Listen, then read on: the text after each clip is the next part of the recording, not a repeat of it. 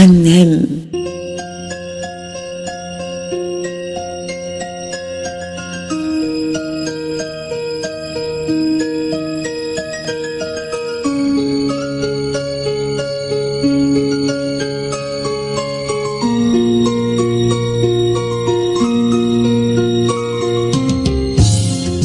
Söyle, bana aşerdiğinde toprak mı yedin?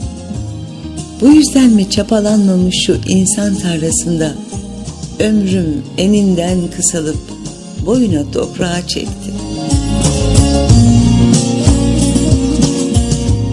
Ve sen, ey sözlerinden nasihatler damlatan annem, her kederim tamamdı da söyle neden sevincim noksan? Nicedir pas sızan anıların hayaliyle kandırıyorum kendimi. Erbabıyım çünkü dertleri üstüme çekmenin. Bir de acıyı bala bulayıp yemenin.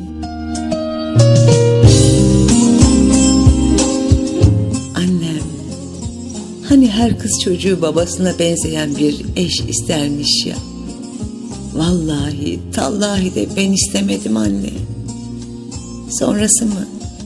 Karanlığı çekip başıma inatla direniyorum anne.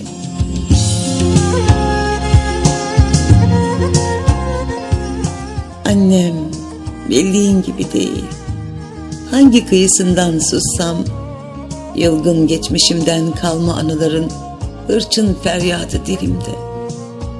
Saçlarımda göçmeyen kuşlar üşüyor anne.